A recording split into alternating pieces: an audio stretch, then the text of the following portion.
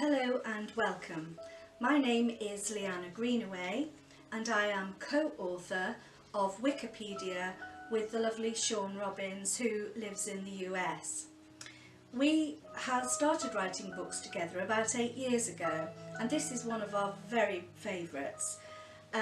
Today we're going to be discussing candle colours and their magical influences. So you might find this tutorial very interesting if you're wanting to help enhance your spellcraft and make it a little bit more potent. To begin with, we're going to start with the yellow candle. And this is an overall general candle for healing. It's always used for people that are suffering in any way with ill health and is lit on any day of the week, either morning or afternoon.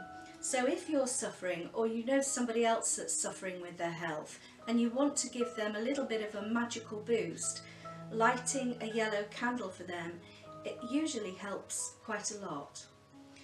It also has other purposes, and yellow candles are very good if you're wanting to cast spells for young children or teenagers, and they really can help with things like exams or school and studying.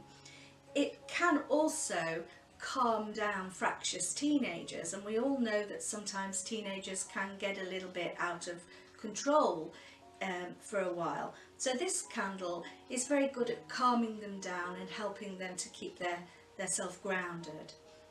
It also has another use, and this is for improving your memory. So if you're like me and forget things, sometimes you walk into a room and you forget why you've gone in there, or you might have a big presentation to do and you need to remember what it is you've got to say. Burning a yellow candle really will help you to boost that memory power. So that is the yellow candle. Now we move on to pink. Now most people that are interested in spellcraft sort of know that pink candles are used magically for anything to do with love and romance.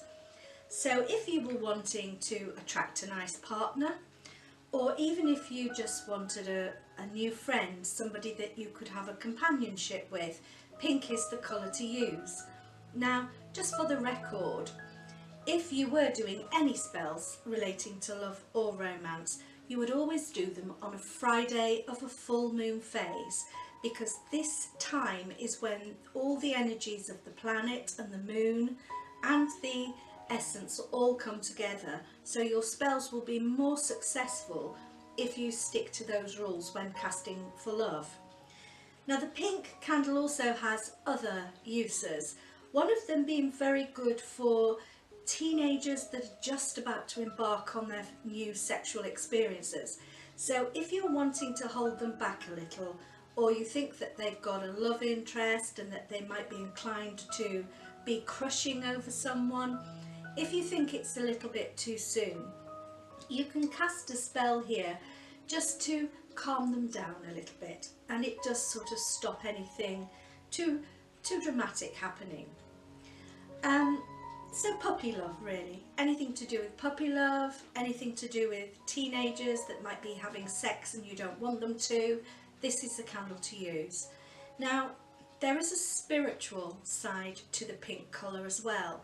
And if you wanted to really delve deep into your soul and really take a good hard look at yourself, if you wanted to find some spiritual enlightenment within, you would burn pink. So it is also quite a universal colour, really. You can use for quite a few things. So that's the pink. So now we move on to the green candle, and this is probably the most commonly used candle as it invokes money. Now if you're short of cash, or if you really are struggling with your finances, you would burn a green candle on a Wednesday, preferably of a new moon phase, although the moon really doesn't matter so much, but the day does. Money spells always tend to work much better on a Wednesday for some reason. I don't really know why. There is a little bit of controversy with some more witches, traditional witches, and some people who are into the esoteric, who think that it's not ethical to cast spells for money.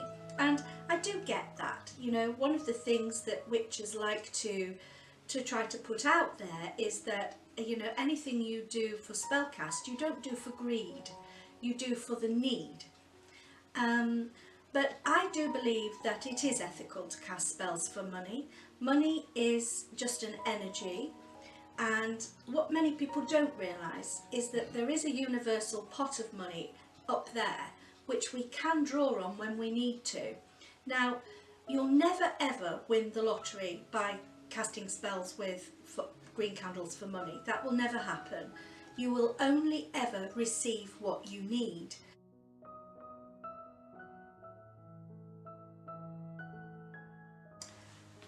Now, I like orange candles, and I do tend to use them quite a lot because they're wonderful for blessing houses or to balance the energies in the home. And you know what it's like, you'll walk into somebody's house and you'll say, oh well, it's got a lovely feel about it. Well, a lot of people do that when they come to my home, and that's because I burn orange candles probably 3 times a week, and they really do let off a lovely energy and a lovely vibration that they leave behind. Orange candles are also good if you're wanting to create magic for sudden changes. So if you're really sick to death of the way your life is going and you really are needing a change, you can light orange, or you know, inscribe your wish onto an orange candle and then light it.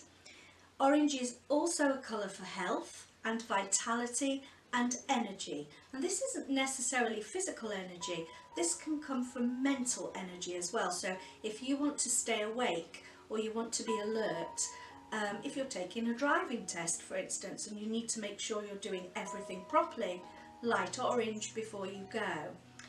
There's also something that not many people are aware of, but if there is a father out there that needs a little bit of extra help with his parenting, orange candles have been renowned for being quite good at this.